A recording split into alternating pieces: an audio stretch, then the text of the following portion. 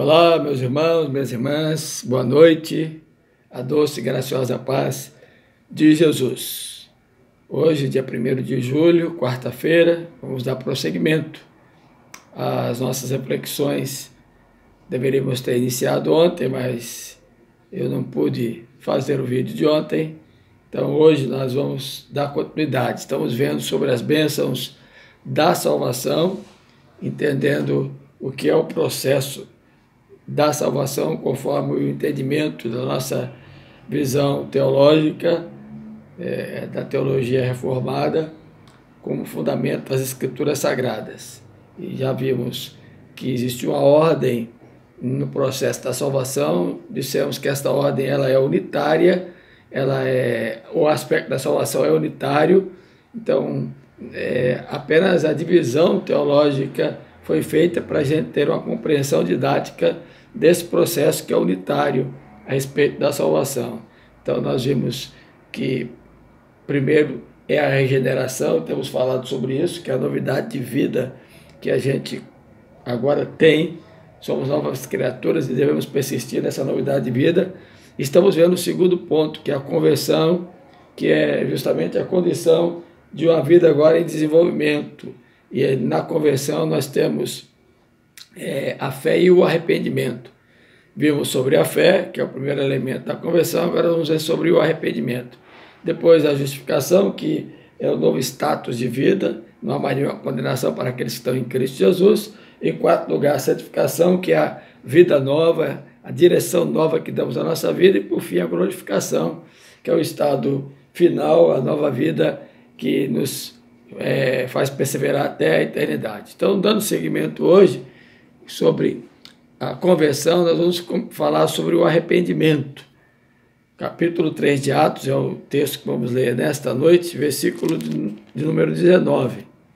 Diz-nos assim o texto sagrado: arrependei-vos, pois, e convertei-vos para serem cancelados os vossos pecados. Amém. Você deve se lembrar que quando Pedro prega o seu sermão, logo após a descida do Espírito Santo, ali por ocasião do Pentecostes, e ele faz a sua mensagem, o seu discurso, a sua pregação, falando desde da presciência de Deus em ter enviado seu Filho Jesus Cristo, e narra a respeito da sua encarnação, da sua morte através de cruz, diz quem foi que crucificou, mas pelos desígnios de Deus, que foi o próprio povo judeu, fala de seu sepultamento, da sua ressurreição, da sua ascensão e da sua volta gloriosa a Cristo. Depois de Pedro pregar isso, os irmãos que ouviram, diz aí o capítulo de número 2, no versículo número 37, o que eles deveriam fazer? E Pedro então diz: olha, vocês se arrependam, que cada um de vós seja batizado em nome do Senhor Jesus Cristo. E a partir daí a igreja então batiza mais de 3.000 pessoas. E agora Pedro chega a Jerusalém, chega à porta do Templo Formoso de Jerusalém, e havia um homem coxo ali, 40 anos, que estava naquela condição. Pedro, então, age no poder do nome do Senhor Jesus Cristo, e aquele homem fica de pé, é o que nos diz o texto sagrado. E então agora Pedro está sendo julgado com João a respeito disso, e diante do templo, então Pedro traz a explicação, o julgamento, na realidade, no capítulo 4, e fala sobre o arrependimento. Meus irmãos, o que significa arrependimento? O que seria, então, o arrependimento? Antes de entrar no aspecto teológico e doutrinário, eu aprendi, e na época que estudava, que o meu professor de homilética, saudoso reverendo Otto Barnaz Dourado, dizia que a mensagem de Deus na história é só uma: arrependei-vos. Ele dizia que essa foi a mensagem dada lá no Antigo Testamento, e ela consta nos livros da lei, ela consta nos livros históricos, ela consta nos livros poéticos, ela consta nos livros proféticos, tanto maiores como menores. Um dos fatos mais interessantes sobre o arrependimento está o Salmo 32 de Davi e 51, ou o texto lá de Jonas, da conversão do povo de Nínive naquela ocasião. Então veja que a mensagem do arrependimento ela é de fato, a manchete de Deus na história, como dizia o meu professor. Jesus pregou sobre o arrependimento, João, o precursor de Jesus, pregou sobre o arrependimento, e Pedro, iniciando aqui a história da igreja, prega sobre o arrependimento. Então, há algumas definições sobre arrependimento. Na nossa língua, arrependimento significa aquilo que traz em nosso coração uma compulsão. Só que na língua portuguesa o arrependimento é tido como remorso, e remorso não é arrependimento. O que diferencia o remorso do arrependimento? O remorso, a pessoa sente pesar, se entristece, se contrista, mas se acontecer a oportunidade de novamente cometer aquele erro, ela comete. O arrependimento não, arrependimento é mudança.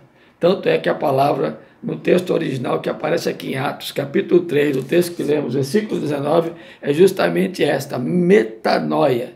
E o que significa a metanoia? A metanoia é justamente o voltar para uma nova direção. E quando Pedro diz isso aqui, naquela oportunidade, e prega nesse discurso, depois do homem coxo ter ficado de pé no templo, ele fala justamente da questão de uma conversão que fosse nacional. Mas a conversão também ela é uma conversão que é pessoal, uma conversão que vem do alto, que vem dos céus. E o arrependimento em si é algo necessário para a nossa caminhada com Cristo, né? E significa, então, reconhecer que foi feito algo que contraria a vontade de Deus, contraria as leis de Deus, e agora a gente se entristece ao ponto de ter no coração o firme propósito de não mais cometer aquela transgressão, cometer aquele pecado. Isto, então, é o arrependimento. É interessante que essa palavra é tão discutida que no direito penal existem dois fatores que estão colocados no artigo 15, no artigo 16, sobre aquilo que se diferencia de existência voluntária de arrependimento. E o arrependimento ele pode ser um arrependimento eficaz ou um arrependimento posterior. No direito penal, a decisão, a desistência voluntária é o agente que voluntariamente desiste de prosseguir na execução ou impede que o resultado se produza. E ele vai responder só pelos atos praticados. Isso no direito penal. E arrependimento eficaz no direito penal significa o agente, ele tinha o desejo de cometer e agora ele retrocede naquela atividade que era delituosa, que percorreria a sua conduta para cometer o crime, e no momento da execução ele se arrepende. É a chamada, no direito penal, a ponte de ouro, pela qual a gente não responde por tentativa, mas apenas pelos atos já praticados. Então veja que o próprio direito, ele traz na contingência do direito penal a ideia do que seja arrependimento. Mas do ponto de vista teológico, bíblico, o que seria arrependimento? O arrependimento é uma reação que nós temos em nosso coração de mudar de atitude, mudar de comportamento, mudar de conduta. Quem se arrepende agora decide viver uma vida diferente, uma vida nova. E para quem foi salvo em Cristo Jesus, o arrependimento acontece justamente no momento da conversão, mas ele prossegue por toda a nossa vida.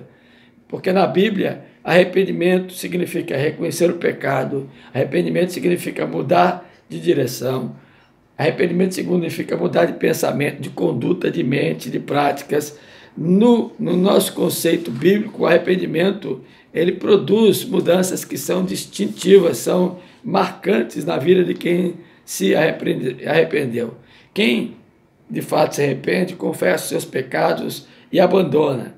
Quem de fato se arrepende, procura agora guardar o mandamento de Deus, seguir a sua vontade, não mais cometer os mesmos erros. O arrependimento, ele produz, então, determinadas condições em nós que nos muda a existência, nos muda a vida e faz-nos agir diferentemente. Agora, veja como a nossa confissão de fé define, então, arrependimento, e você pode abrir depois e conferir aí no capítulo número 15 sobre o arrependimento para a vida. Nos diz a seção 1, arrependimento para a vida é uma graça evangélica, doutrina esta que deve ser proclamada por todo ministro do Evangelho, tanto quanto a fé, quanto a da fé em Cristo. E a seção diz, por ele um pecador movido pelo que vê e sente, não só diante do perigo, mas também diante da imundícia e odiosidade de seus pecados, como sendo contrários à santa natureza e à justa lei de Deus, e na apreensão de sua misericórdia em Cristo, destinada aos que são penitentes, de tal maneira se entristece e odeia seus pecados, que deixando-os se volta para Deus, propondo-se e diligenciando-se por andar com ele em todas as veredas dos seus mandamentos. Então, a nossa confissão de fé mostra que o fundamento da conversão, do genuíno arrependimento, é o pecador que se entristece, não é? Sente-se culpado e deseja, então, voluntariamente abandonar toda a imundícia daquele pecado e procura, então, agora não mais praticá-lo, não mais fazer aquilo que desagrada a Deus. Então, o genuíno arrependimento vem do alto, é a iluminação espiritual que Deus dá e nos inclina a ter consciência da nossa culpa, a saber que somos pecadores e que nós precisamos abandonar o pecado. Então, que Deus nos ajude, nos faça compreender, e este é o ponto do arrependimento. Ainda vamos falar sobre ele nessa semana, mais alguns aspectos para a nossa edificação, tá bom? Esta é a primeira parte, então, do segundo fundamento da conversão. Já vimos fé e hoje começamos a falar sobre o arrependimento. Que o Senhor nos dê sempre essa consciência. Vamos orar? Ó Deus, muito obrigado, Senhor, porque podemos, nesta noite, aqui colocar diante do Senhor a Tua palavra e refletir sobre a necessidade que temos de nos arrependermos dos nossos pecados. Dá-nos continuamente essa consciência, que sejamos sempre contristados e abandonemos o pecado, confessando a Ti e não mais voltando à prática dos mesmos pecados. Tenha misericórdia de nós e ouve a nossa oração e abençoa o Teu povo, a Tua igreja, dando-lhes entendimento a respeito do arrependimento, que é aquilo que o Senhor nos concede como um dom da graça, para que possamos andar conforme a Tua vontade. Oramos a Ti em nome de Jesus, pedindo-te perdão para os nossos pecados. Amém. E que agora, irmãos e irmãs, a paz de Deus que excede todo entendimento, vos guarde mente e coração em Cristo Jesus. Amém. Até amanhã, se Deus quiser. Fique com a canção logo após ouvir a reflexão, tá bom? Fraterno abraço.